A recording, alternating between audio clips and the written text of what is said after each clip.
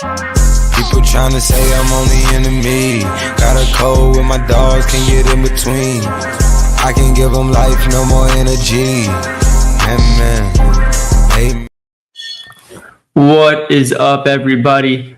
Went back to the live stream today. Thought there was no point in recording a late video. Just to post a link where I can come on live stream, give the same information, let you guys come in the comments. Maybe you guys got some plays you want to share. Maybe you got questions you want to ask directly. I figured this is the most efficient way to do things. We got JJ saying what's up in the chat. How you doing, dog? But yeah, we got the Lions, 49ers. I mean, what's not to love about this game? We got NFC rematch or finals rematch from last year. Lions fighting a bunch of injuries. People think this game doesn't matter for the Lions. It does, because while next week might be the game that decides the division between the Vikings and the Lions. What is going on my camera? Do you guys see that? I think we're good. Okay, maybe not. Let me do this. Let me switch off my fancy camera.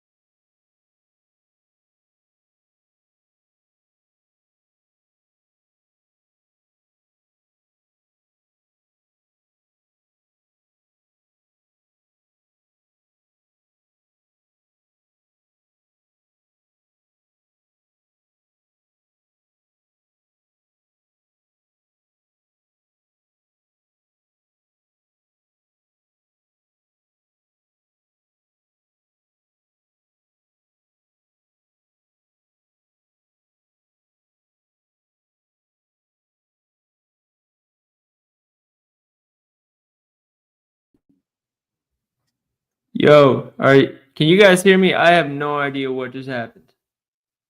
Let me know in the chat if you can hear me. Otherwise, I might have to end this and start it again. Oh, this isn't good. All right, you hear me? All right, let me tweet out that we're live again. Because Jesus Christ. My computer just decided 5 seconds after I started streaming was a good time to crash on me completely after being good all day. But nonetheless, we're here. And yeah, a lot of people are saying this game doesn't matter for the Lions. It does. And the reason why is because in the off chance that the Lions tie against the Vikings next week, if we were to lose today, the Eagles would take the division. If we were to win today, or not the division, the conference, the 1 seed. If we were to win today and then tie, we would take the conference. So this is definitely an important game. Dan Campbell is also, I mean, we're talking about Dan Campbell here. He's also on record basically saying we're playing to win this game. We like, even without the tie circumstance, even if there was no reason to try in this game, they're coming out to play football, especially because you have to remember this was the team that knocked them out of the conference finals last year. So it is an important morale game as well. But I'll answer any questions in the chat and then start sharing my screen and kind of going over stuff. What's up, my guy? Did you post the slips with all the picks for the day? For NBA, yes. For NFL, no. That's what this live stream is for. I wanted to ask you and Austin, ever do the +200 ladder challenges anymore? Will you be starting one soon? Might as well start one today. I might have to. If not today, I can do one tomorrow. All right, what other questions? Jameis Williams over 3 receptions. What do you guys think? That's something that I don't have the answer for off the top of my head, but I will get into while we're going over everything. So let me tweet out that we're back and then share my screen. Nope, wrong screen. There we go. All right. So the first thing I always like to look at is rush schemes and coverages. And let me go to this one. We're hammering the Lions, right? So call me biased. I am a Lions fan. However, Dan Campbell and Jared Goff are like 70% against the spread, 75% against the spread.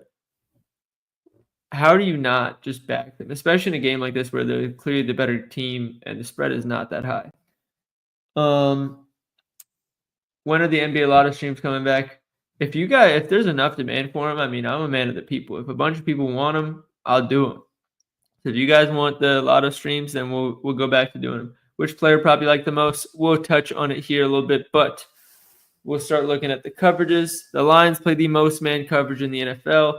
Meanwhile, the 49ers play the 13th most zone in the NFL. And if we want to look at some of the more recent weeks, we can do that as well. Because I know people are going to ask. I'll answer the question right now. This is Fantasy Points Data website. Koulibaly over 22.5 PRA, good. I wouldn't. He tends to kind of shit the bed whenever Kuzma plays, but Poole is out. And I know JJ's on his over 13.5 points, so I don't hate it. All right, the Niners have played the third most zone the last 6 or 7 weeks. The Lions have played the second most man coverage. So that makes it really easy to look at some receiving player props. The Niners both teams are top 13 in single high coverage rate as well. As far as the rushing schemes, let's go offense. And obviously David Montgomery's out, so that is something to make note of. But if we're just going to look at the schemes of the teams as a whole, we can see the Niners run the 4th most zone concept in the NFL. Lions not far behind them at 5th. And we can go check the last 7 weeks or so. See if it changes. I'm not expecting it to. 4th and 5th still. So we want to see how each defense does, or we want to see how Lions wide receivers do against zone coverage, 49ers against man coverage, and both defenses against the zone concept. So while we're on the rushing side, let's go to the defense and see how each of them do against zone. And we see here, in terms of success rate allowed, the Lions rank 2nd best in the NFL. So you do not want to bet. Honestly, I like Isaac Rendo's unders today. Hurts me to say that as a Louisville fan, but this is not his matchup. 49ers are pretty middle of the pack. If we want to look at yards per carry, sometimes it changes things. In this instance, it does not. So we can fade the 49ers run game with this information. Gibbs 60 plus. Gibbs 60 plus. There's no way that's a real line, is it? Without Montgomery, that's not a real line when Montgomery's playing. You're telling me Montgomery's out and you're telling me that's a real line? I'm not buying it. All right, let's check the receiving side for the players. So far, all we've established, Isaac Rendo is a fair under for the rushing props. We can check the Lions against zone coverage. We'll start there. Lions coverage scheme zone. And we will see, if we want to look at targets per out run, Amon-Ra St. Brown leads Jameis Williams at 20%. Let me zoom in a little bit more for you guys too. Where are we? Sam Laporte at 0.18, Tim Patrick 0.17. However, yards per out run, Amon-Ra St. Brown 2.67, Jameis Williams 2.22. None of this should be surprising, knowing what we know. The main thing to take out of this is there's nobody that's glaring, like screaming, oh my God, this is an amazing matchup. Jamo's ADOT is 13.4. His air yard share is pretty evenly split with Amon-Ra St. Brown. And what was the last thing I wanted to look at? His yards per reception is much higher. So the big playability for Jameson Williams, if you didn't already know it was there, now you know. The other thing I like to look at, or 2 things actually, is first read percentage. This is the amount of times they're the first read in the offense, pretty self-explanatory. Amon St. Brown leads comfortably. Again, no surprise. And the other thing I like to look at, where is first downs per route run? Here it is. Amon St. Brown leads. And the reason I like this is it filters out explosive plays a little bit. Like if J-Mo and Amon St. Brown are both 3.0 yards per route run, but Jameson Williams is being carried by 2 70-yard plays, and Amon St. Brown is like consistent 15-yard plays, that's a little bit more reliable. And we see Amon St. Brown is a little higher, which again makes sense. J-Mo relies a lot more on big plays. And the other thing we saw is that the Niners play a lot of single high. So we can go look how each of them does against single high. And we see a lot of the same. Amon St. Brown leading slightly in yards per run. Pretty much the same or close to numbers with targets per run. Sam Laporta is a little higher. Yards per reception, pretty much the same for J-Mo, 18, 11 to 12 for Amon St. Brown. First read percentage, Amon St. Brown's first read percentage is slightly lower, but still leads the team pretty comfortably. And first downs per run, again, pretty much the same. So there's nothing screaming out at us on the Lions receiving side or the rushing side. In terms of player props, so far we've established that Isaac Rendo is really the best option. If we want to look at the 49ers, however, against man, that is going to be, if I don't know what the stats are yet, but usually there is one by far and away number one guy in each offense against man coverage. Defenses just don't run it as much. The Lions are not like most defenses. So we can see targets per run. Juwan Jennings pretty comfortably leads the charge. Brandon Ayuk right behind him, but let's filter out for the last 6 weeks so we see weeks without what's his face? Brandon Ayuk and Christian McCaffrey.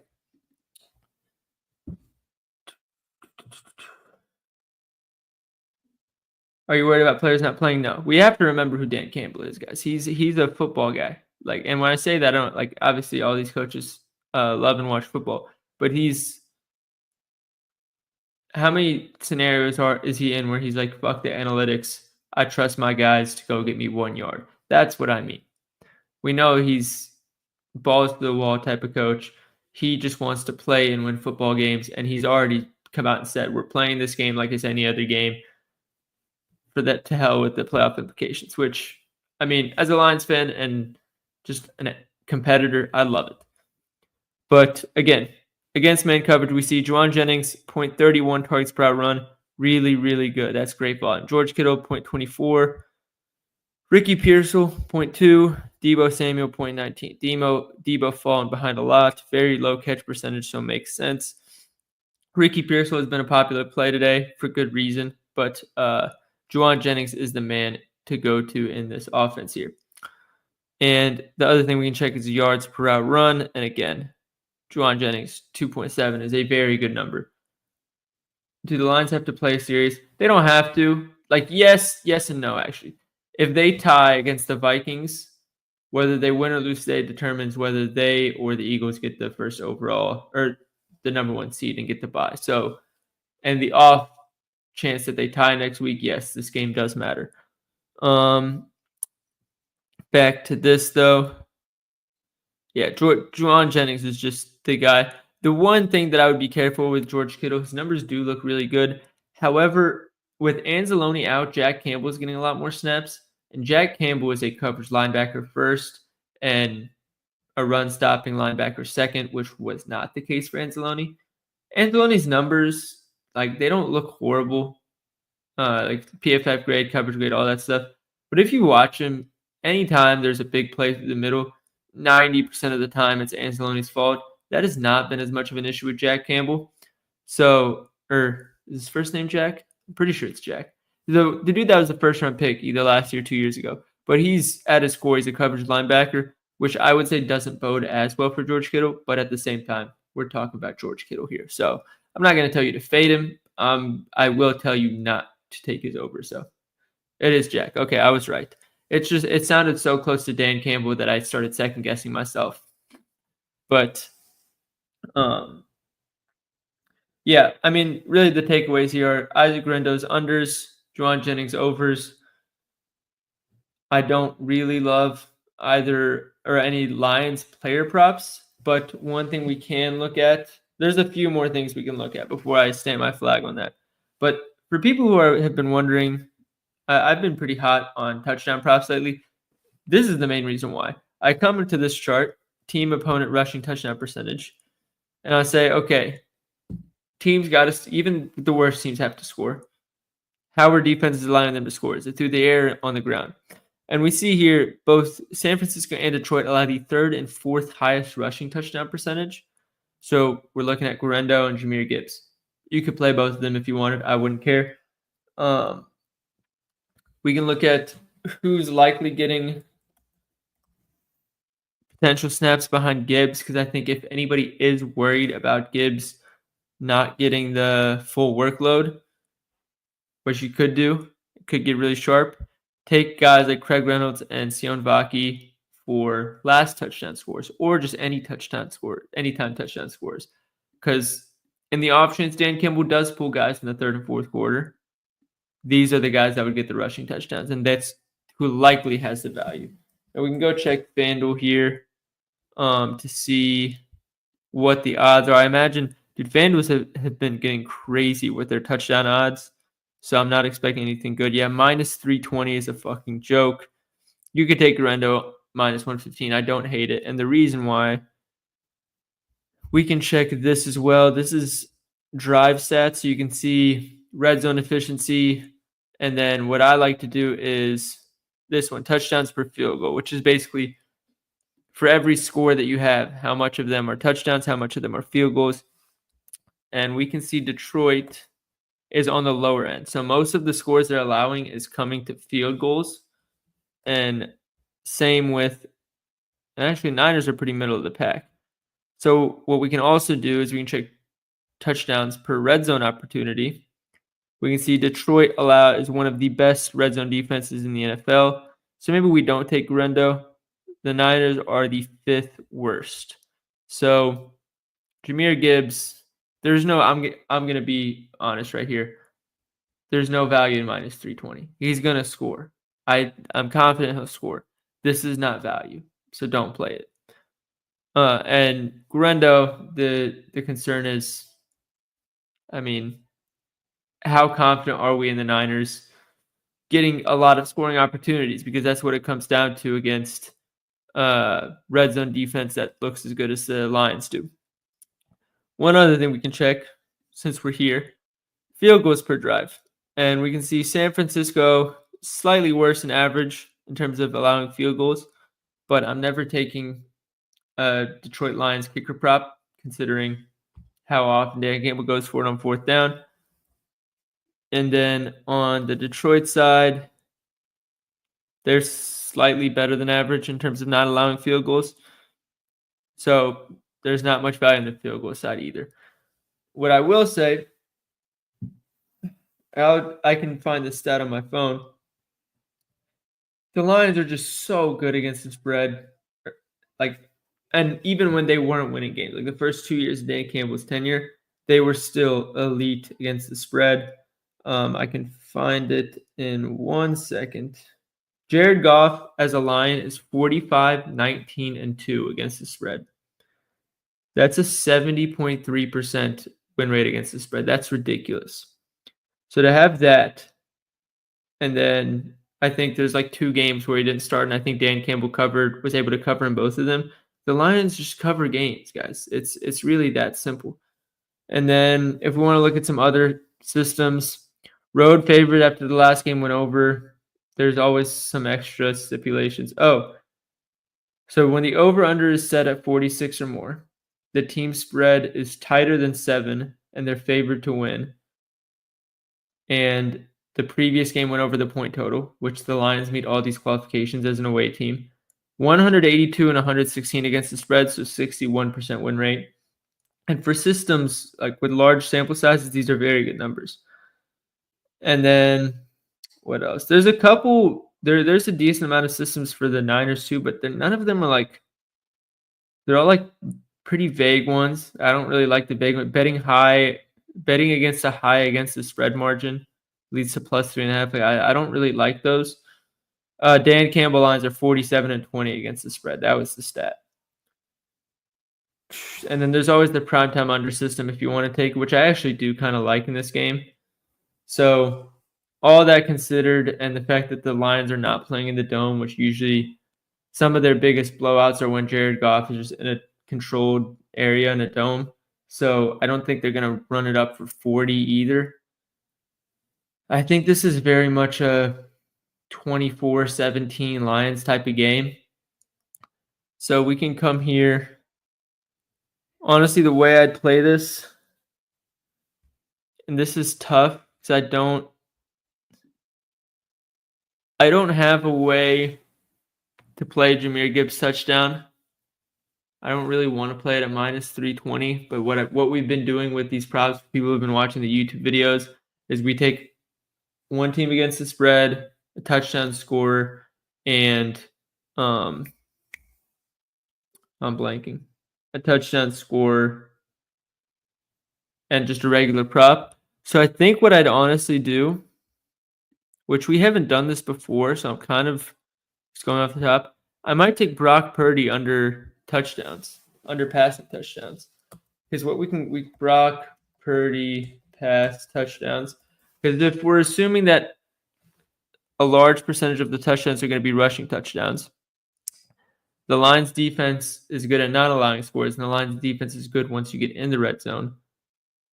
And it's not like the Niners offense has been absolutely clicking on all cylinders. I mean, in 14 games this season, Brock Purdy has hit this line in 5 of them. Yeah, so he's under 9 of 14 games. If we look at quarterbacks versus Lions log passing touchdowns,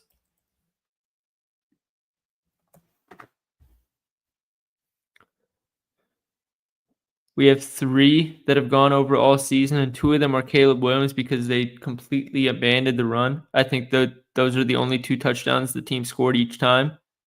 Yeah, 2 touchdowns in that one. And then I know they only had 2 touchdowns. Oh, he had 3 touchdowns, and all 3 touchdowns in this game for the Bears were passing touchdowns. And then Josh Allen, they scored like 50 points. I don't think Brock Purdy's leading this offense to do what Josh Allen did. And I don't think they're going to abandon the run to the degree that Caleb Williams did. So I do like the look of Brock Purdy under passing touchdowns. And then the last thing I wanted to check was the check down percentage for each defense. So, this is offense.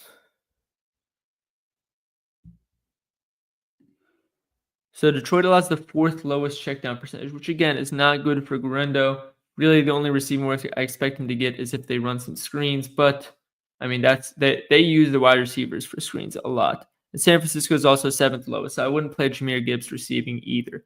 And then somebody's asking about Josh Allen in the chat, or Brock Purdy's rush yards in the chat, because running quarterbacks do well against the Lions. And we can see that in what we can do is this. It's hard to do that because there's only Josh Allen, Lamar Jackson, Kyler Murray, sort of Patrick Mahomes, not really. We're fishing at that point. Anthony Richardson. There's only so many guys that are considered rushing quarterbacks. So it's hard to really say that. I don't know if I'd put Brock Purdy in the category. Like for Josh Allen, it was a no-brainer. Rushing quarterback against the Lions, get in my slip. I don't know that I put Brock Purdy in that category, but I do think he should cover his lines. Charvarius Ward is out, so that's another thing that helps the Lions. Yeah, I like the Lions in this game a lot. And when you take Gibbs at minus 225 anytime touchdown, I think that's about as high as I'd take it. I tend not to like touchdown props above 200, but I mean, in a game, we have an island game, so I'm willing to push it a little bit. Minus 225 is fine. So we can come here.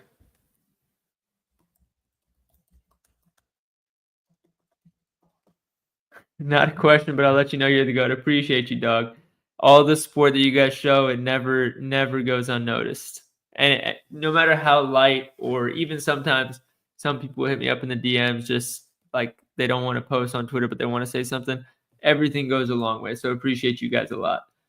Gibbs rushing attempts over under. I lean over just because I think the Lions can run on them, but you are running the risk of. I say the Lions need to win this game and they're not going to rest their stars. If they're up 20 plus in the fourth, they'll probably take people out for the last two drives.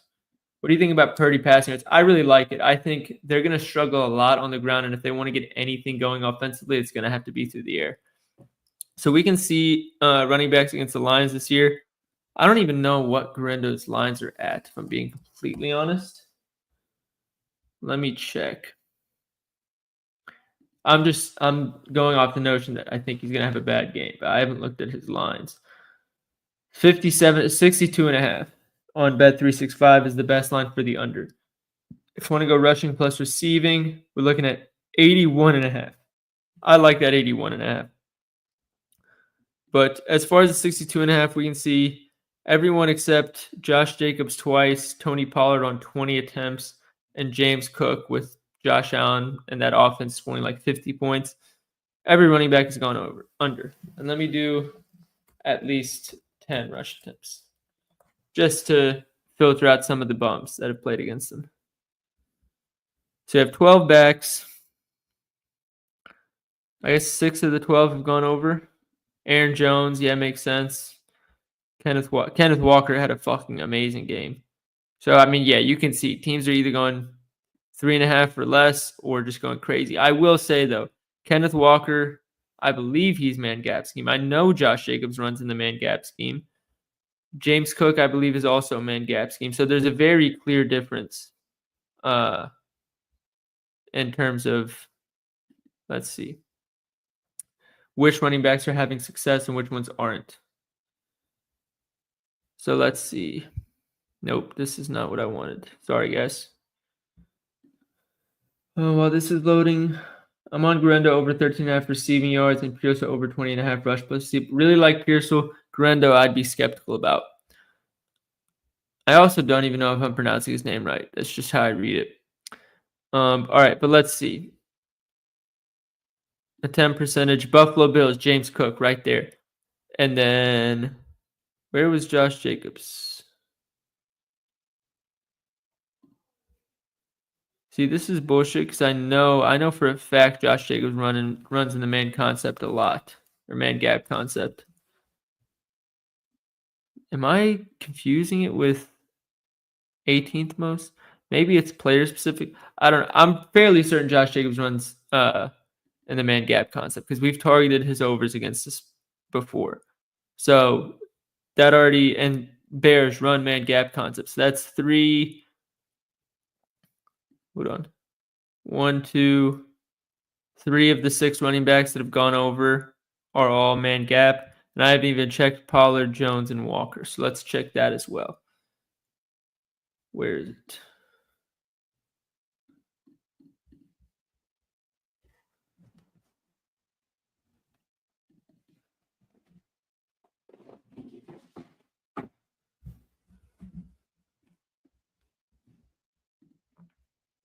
I'm pretty sure Pollard runs more man gap, or runs more. Oh no, he runs man gap as well.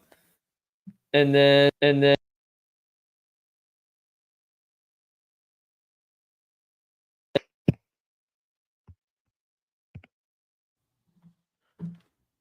Seahawks. Where is the Seahawks 11th most man gap, and Vikings.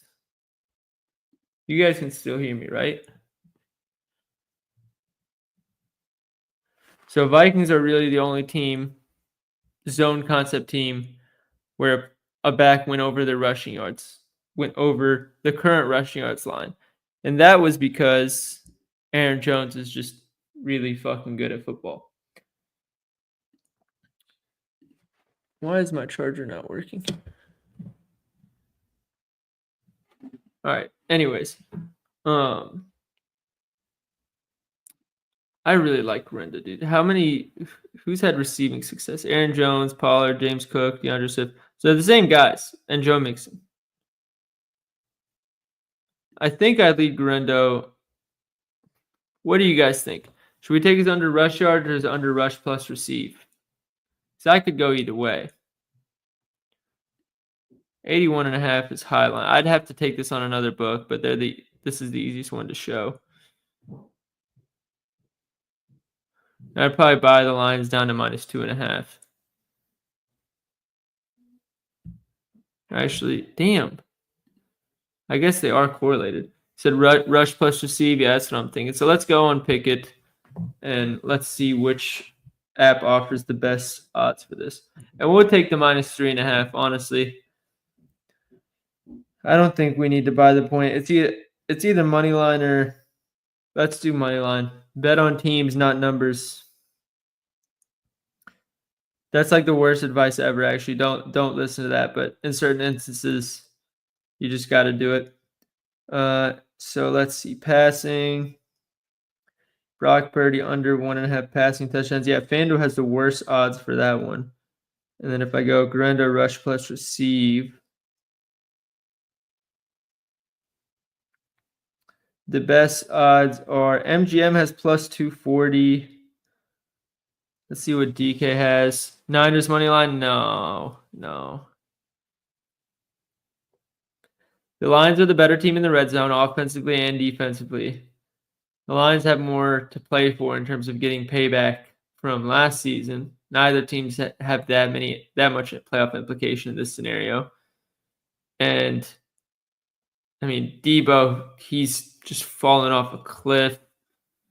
Pearsall, I really like Pearsall, but he's not there yet.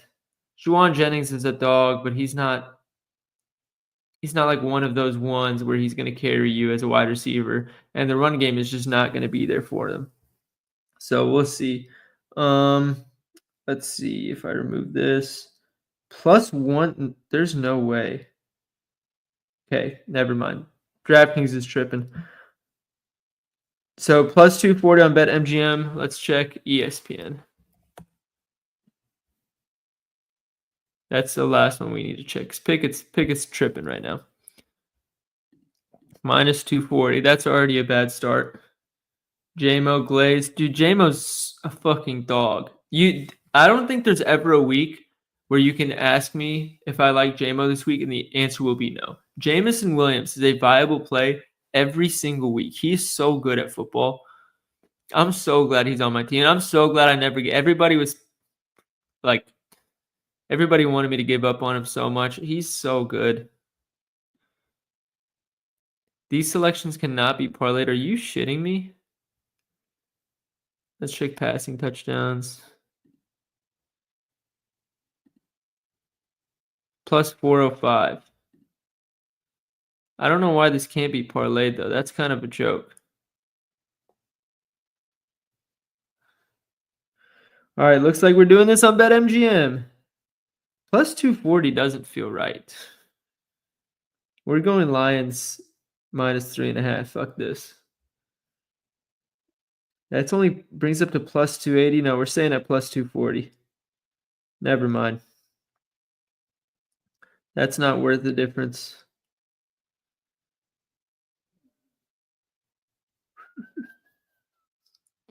I don't understand why this is. So I can't put this in a parlay. That's kind of a joke. What's the odds on 365? Because I'm not going to lie, 365 limited me a while ago. Now I got to wrap this up before my computer dies because my charger doesn't want to work. Actually, let's stop the screen sharing. Then I can plug my charger in.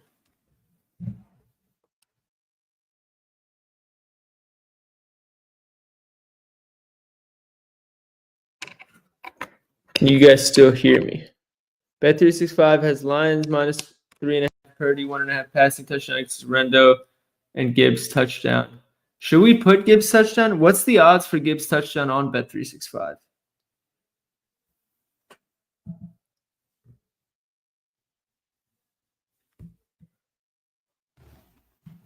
I know this isn't related to the NFL game, but would you take the Mobley bump at 17.5 for lower units? I'd take it at full units, honestly. -225. If it's -225, I'd add him in. Yeah, he's okay. Let's see what he is on.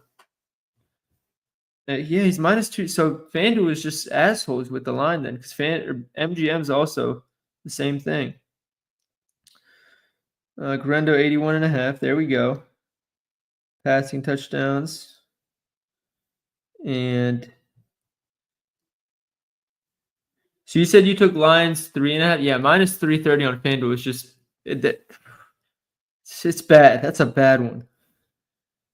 Is there no alternate spread on here? Because they have it at 3.5. All right, here we go. Minus 3.5, minus 130. I'm getting plus 380 on BetMGM. You said you're getting plus 500 on Bet365. Damn, that is nice. All right. So if you're on Bet365, take this. On MGM, it's giving me plus 380. So that's pretty annoying. Hard Rock gets away with nasty NBA lines, though. What do you mean they get away with? As in they're bad or they're good? Hard Rock was my best friend until I hit a huge parlay during the playoffs, and then they limited me immediately. They were not having it.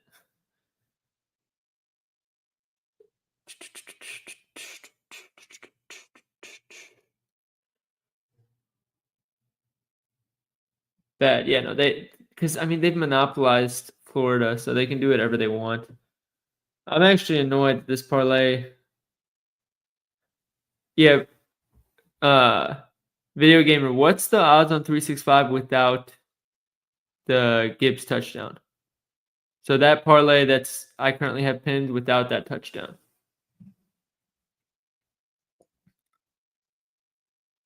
Hard Rock is so late with putting player props up, it's not funny. It's because since they have monopolized, they don't have to worry about like FanDuel wants to be the first to market because they want people to put their money down on FanDuel before MGM. Oh, since Hard Rock doesn't have that issue, they just wait for everybody else to put their lines out. And then they're like, oh, FanDuel, MGM, and DraftKings put it at minus 170. Good, we'll put it at minus 180. Because now they don't have to worry about setting their lines and maybe putting out a mispriced line. It's a joke. It's honestly amazing that they've gotten that much control over the market. Plus 350 on Bet365. All right, if I remove the Gibbs touchdown, it's plus 280 for me. We'll keep the Gibbs touchdown. That's such a bad payout for 4 legs, especially when only one of them is juiced.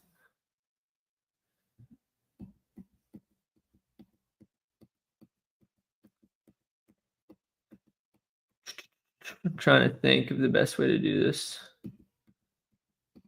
I guess it's all strongly correlated, but still. What was FanDuel's odds without that touchdown? We had Detroit minus 3.5.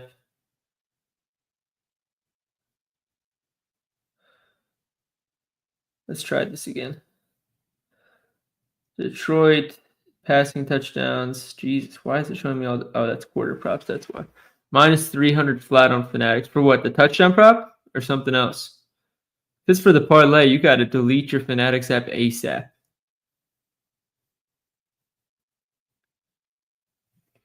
So on FanDuel, it's plus 274, and the rushing yards line is even worse. So for me, I'm going to have to put this on MGM. Go put this on Bet365 if you can.